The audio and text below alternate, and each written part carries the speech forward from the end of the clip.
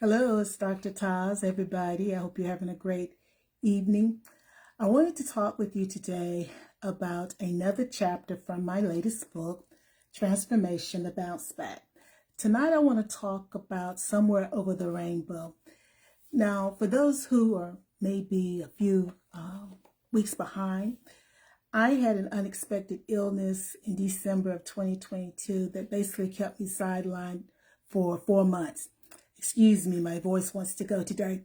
It kept me sidelined for 4 months. And during that time period, the doctors were trying to figure out what was going on with me. I was trying to figure out what was happening with me. And I realized that I ultimately had put myself last. I wasn't on the list. I didn't know where I was. And that's literal. I just could not think during that time period. But as I began to get better in channeling what I was going through in a journal, I came up with the title, Somewhere Over the Rainbow. Now, when you hear that, most people are going to think about Judy Garland. They're going to think about The Wiz, maybe. They'll think about The Wizard of Oz. They'll think about Dorothy, the Yellow Brick Road. And Dorothy was trying to find her way home. And we know ultimately she had everything that she needed. She just hadn't tapped into it.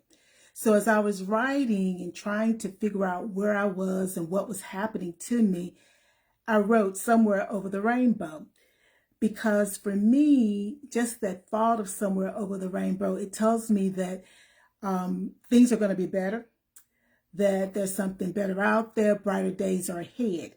And so somewhere over the rainbow, I don't believe I'm the only person who believes there's something over the rainbow, whether it's the pot of gold or just realizing that you are important and now you're empowered to make sure that you put yourself first. So the journey to finding that pot of gold or whatever it is that you need for your life, the journey to a better life is not always an easy road. It often involves challenges. And you may have faced physical or emotional challenges, relationship challenges that sometimes make you feel some sort of way, but regardless of how you feel, you're in the middle of a storm. And we know with Dorothy, there was a tornado. So sometimes we're in the middle of a storm and we're trying to figure out which way to go. Thank you, Shantessa, for joining me. And sometimes we have to hit rock bottom, but nobody really wants to hit rock bottom. We want to figure it out before we get that low. But we have to understand that there's a need for a change and that change is inevitable. It's challenging, as I wrote in another book, because it is challenging, but it's a continuous process. So what I want you to take away first is that you have to acknowledge your struggles and remember that you can bounce back regardless of what the struggle is. You're lost like Dorothy, trying to make it back to Kansas. Regardless of what it is, you're trying to get back to a place where you feel even. Perhaps it's the Libra scale, it's balanced, but it is possible. The other thing that I learned during this time period was stop. S-T-O-P. Stop. Stop. That one word is a complete sentence. It's a complete sentence. And so I felt that, I had to learn to use it. I'm still using it, and it's necessary. You do yourself a disservice when you know you should stop and you continue to go forward because we may be in that people-pleasing mood or mindset, but you can't please everybody. When it's time to stop, you have to stop. So we often place unrealistic expectations on ourselves. We can't be everything to everyone. Hi, KT, thank you for joining me. We can't be everything to everyone all the time. Now, I just had an idea. You got a deadline. It's okay if you don't meet the deadline. Because what I found is when you try to push yourself, sometimes your mental faculties are compromised. And if your mental faculties are compromised, you can be doing the work, going through the motions, but the product is not what you wanted it to be. So I've learned it's better to stop, S-T-O-P, that one word sentence, and then regroup.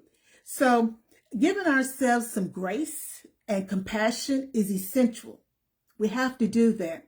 So prioritize self-compassion. This is your takeaway. Prioritize self-compassion and recognize that taking a break is okay when needed. So take the break.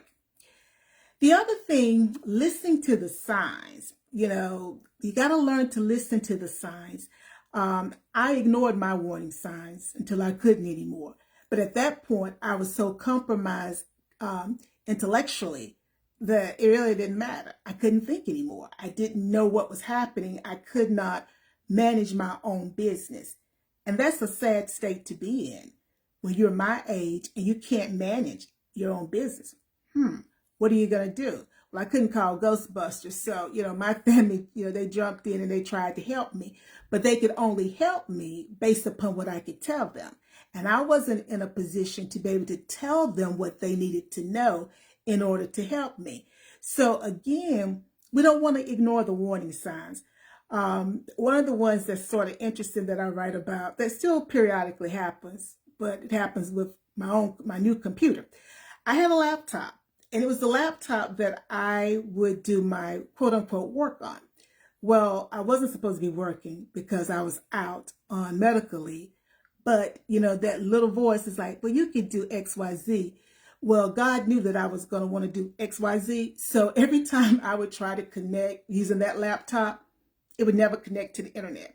Someone else could get it to connect to the internet. Then when I tried to use it to connect to the internet, it didn't connect. I had another laptop. It connected to the internet, but it had nothing on it that pertained to my work. It's like, how does that happen? Then I have a new computer. Sometimes it connects to the internet, sometimes it doesn't. But when I think back on when it does not, it's the sign that I've done too much and I need to disconnect. So I've learned not to be upset with my technology since I don't know when to disconnect. It knows when. And so it doesn't allow me to connect. But what that really does in the big picture is it's a big sign that says it's flashing. Red light flashing, meaning stop, look at what you're doing, determine if this is the best course of action for you at this point in time. And I have to be honest, it's not. So I've learned to be okay when I can't do what I want to do or what I promise that I'm going to do, because sometimes we're putting undue pressure on ourselves when it's not necessary. So the takeaway is pay attention to the signs in your life that are telling you to reevaluate or to examine your path and what's taking place at this moment. I'm thinking about a person, and they may know who I'm thinking about if they just happen to be around. Sometimes when things are overwhelming for us and we have too many irons in the fire, as I stated, we keep going and going and going. But sometimes major things happen in our life that prevent us from going. And we have to embrace that regardless of what the after effects are. And now I'm talking about some physical things, because even though there may be residual physical things that we have to deal with, it's really a continual reminder that we need to take care of ourselves. So for the person that I'm talking to, who should know who I'm talking to, remember that. Don't feel any kind of way that you've got some residual things that you're having to deal with. You're here. That's the most important thing. You got through the hurdle and you're still here. And God has blessed you to be able to continue to go through the path and be there for your child. So that's the blessing in that storm. Like Dorothy, there's a tornado, but there's a blessing in the storm.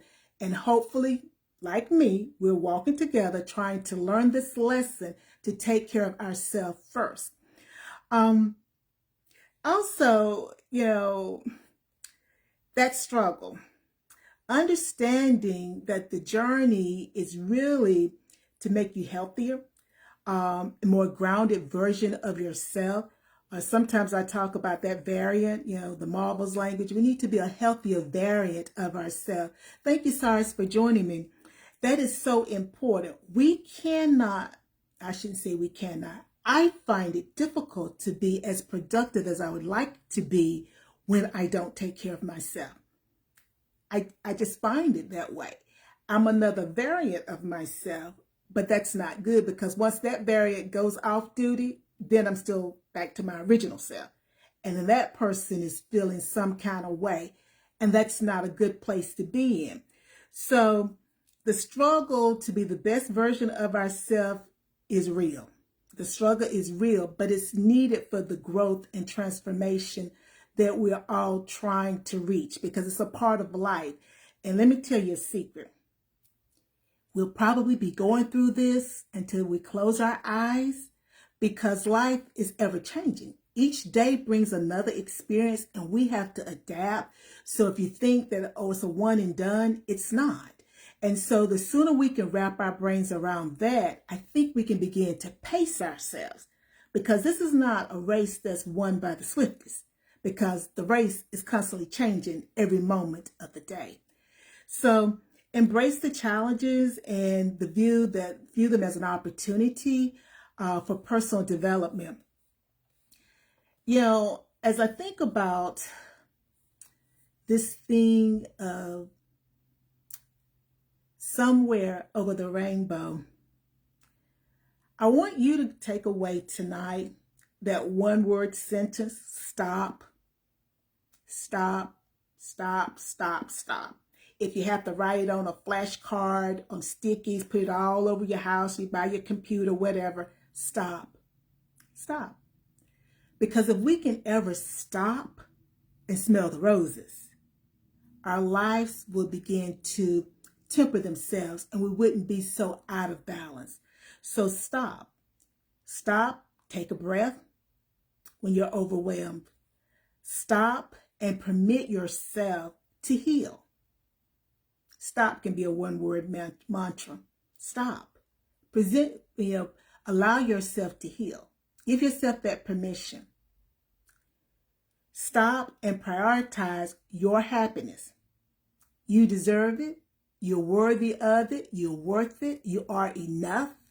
If you don't think you are, then no one else will. People treat us based upon how we treat ourselves or their observations around how we allow other people to treat us. Now that's a nugget that we have to talk about at another time.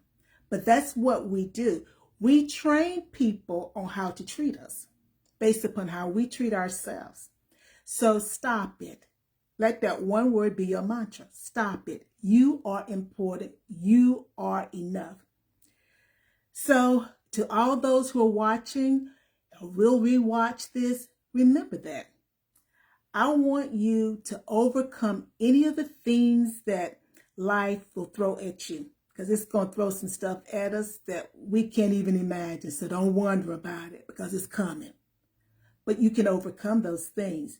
You have the strength within you. We're strong people to find your pot of gold. We're all Dorothy. We had it all the time, but we just couldn't tap into it. You have what it takes. You really do. So be Dorothy. Be open. Be mindful of what you're doing, who you're letting speak to you, what stimuli you're taking in, because it shapes who we are. You have what you need to build the life that you want. So keep that in mind. The one-word mantra, stop. So one sentence, 4-letter sentence. Stop and believe that you have what it takes because you really do. And of course, the way you show all of that is taking care of yourself first. You deserve it. Take care of yourself. And as you know, my new sign off is take care of yourself first before you take care of someone else. Because you can't take care of someone else if you haven't taken care of yourself. So, somewhere over the rainbow, if this has been a good live, you felt it, you've been inspired, please share this with someone else and leave comments for me. I enjoy replying back to everybody, and thank you so much for joining me tonight for this Facebook Live, Somewhere Over the Rainbow. It is a chapter from my new book, Transformation, The Bounce Back. We can all bounce back. We really can. But you got to learn to take care of yourself first. Remember that. Until next time, bye now.